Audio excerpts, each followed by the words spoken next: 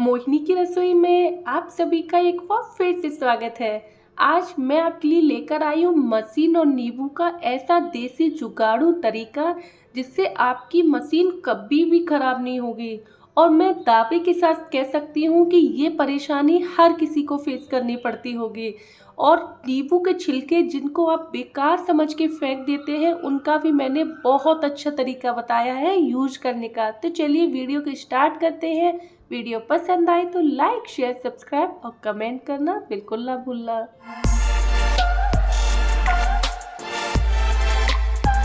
गर्मियों का season start हो गया है और गर्मियों में हम सभी के घर में नींबू भर भर के यूज होता है। नींबू का रस तो हम यूज कर लेते हैं पर उसके छिलकों को हम बेकार समझ के फेंक देते हैं। क्या आपको पता है नींबू के छिलके में भी उतने ही सारे विटामिन्स होते हैं जितने कि हमारे नींबू के रस में होते हैं। तो उनको फेंकने से पहले आप मेरा ये हैक जरूर ट्राई करना। मैंने लिए एक ग्लास बोतल। अगर आपके पास ग्लास बोतल है तो उसे ही यूज करें, अगर नहीं है तो फिर प्लास्टिक की बोतल का यूज कर सकते हैं। उसमें हम एक नींबू का छिलका डाल देंगे, 8 से 10 डालेंगे फ्रेश पुदीने के पत्ती, 4 से 5 डालेंगे पतले पतले स्लाइस में कटे छिलके लगे हुए कुकुम्बर खीरा। ये सारी चीज़ें आपको डालनी है। अगर आपके पास अदरक है तो अदरक आप डाल सकते हैं। उस टाइम पे मेरे घर पे अदरक नहीं था तो मैंने अदरक को नहीं ऐड किया है। बस बोतल का ढक्कन लगाकर हम शेक कर लेंगे। और लीजिए फ्रेंड्स, हमारा डिटॉक्स वाटर बन के तैयार है।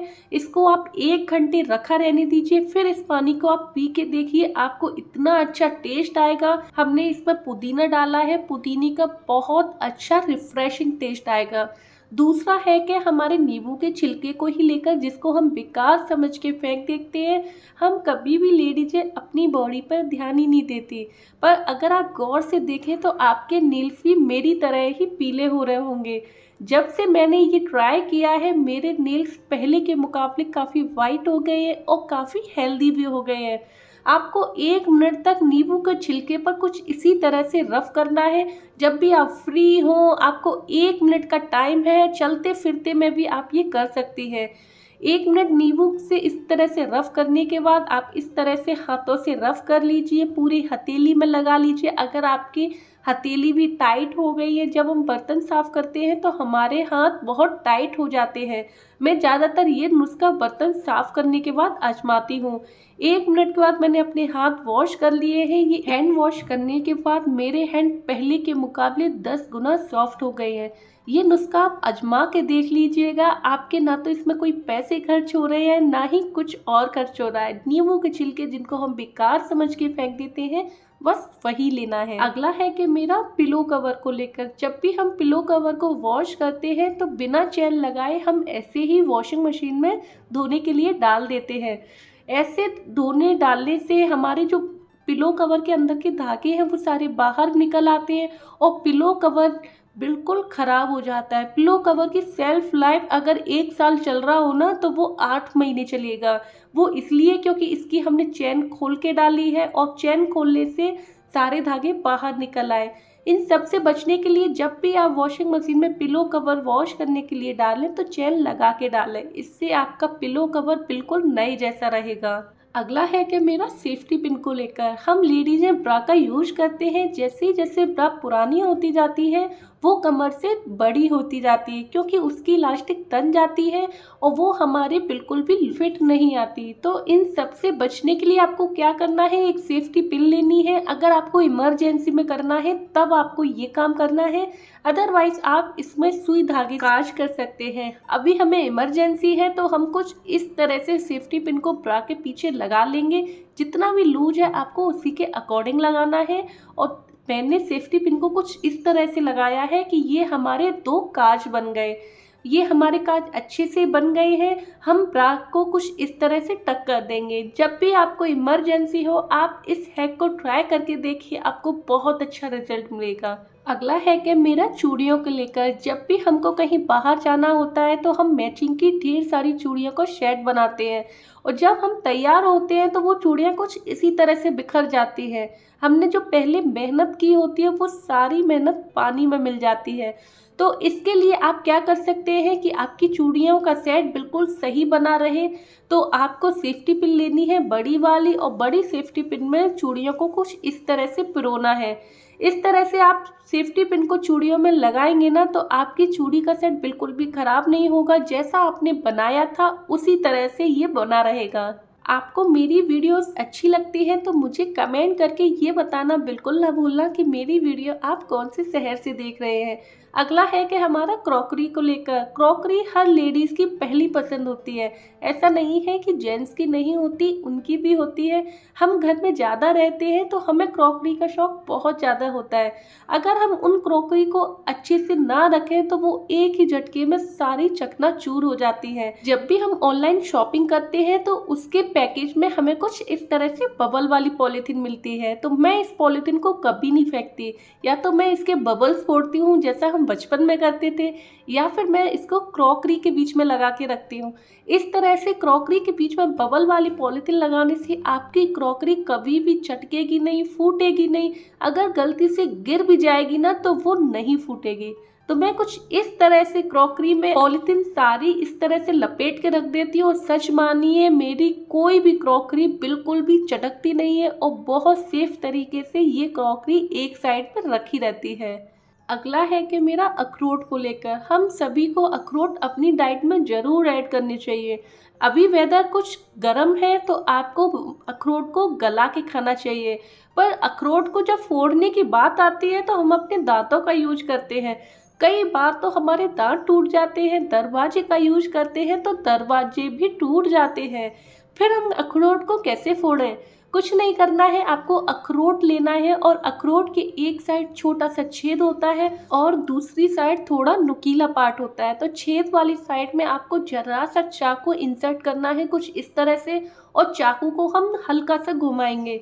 चाकू को आप जैसे ही घुमाएंगे ना, आपका पूरा अखरोट खुल जाएगा। ना तो अखरोट आपका वेस्ट होगा, ना ही टूटेगा। जैसा अखरोट निकलता है आपका बिल्कुल उसी तरह से निकल आएगा। कई बार हम दांतों से फोड़ते हैं तो अखरोट हमारा कुछ तो आधा वैसे ही मैशी हो जाता है, चूर चूर हो जाता है। आप इस तरह से अखरोट फोड़ के देखिए, आपको बहुत अच्छा लगेगा। जब भी कोई अखरोट फोड़ने के लिए दांत या दरवाजे का यूज करें तो आप अपने माइंड का यूज करके इस तरह से चाकू से अखरोट को फोड़ के देखना, वो आपके दिमाग की वाह वाही करेंगे। अगला मेरा हैक है मास्क को लेकर। हम सभी के घर में मास्क यूज हो रहे हैं, कुछ यूज हुए थे, अभी भी यूज हो रहे हैं। मास्क जो हमारे बेकार हो जाते हैं उनको हम फेंक देते हैं डस्टबिन में।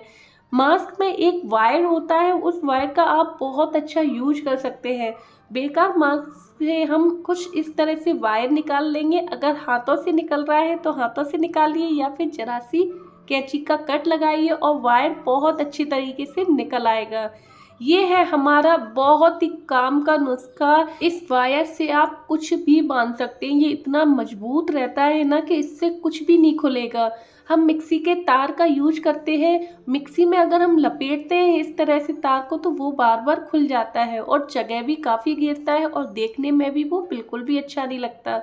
तो आप इस तरह से मिक्सी के तार को घड़ी कर लीजिए, और घड़ी करने के बाद वो वायर को फोल्ड करके इस तरह से लगा दीजिए। मास्क के तार को आप मिक्सी में ही नहीं, चार्जिंग में भी लगा सकते हैं, टीवी के तार में भी लगा सकते हैं, अलेक्सा के तार में भी लगा सकते हैं। जहाँ भी आपको लगे कि तार ज़्यादा निकल रहा है तो उसकी जगह आप इस तरह से वायर का यूज कर सकते हैं, ये देखने में भी बहुत अच्छा लगेगा।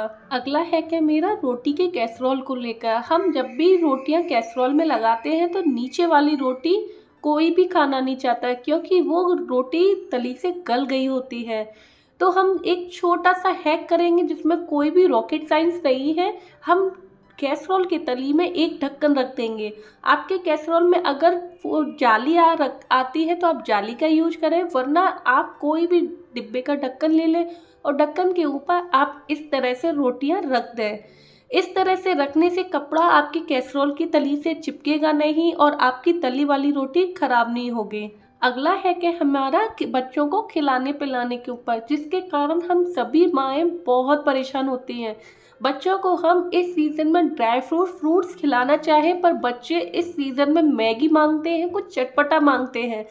तो हम बच्चों को ड्राई फ्रूट्स कैसे खिलाएं? तो आप इस तरह से उनके लिए शेक बनाइए।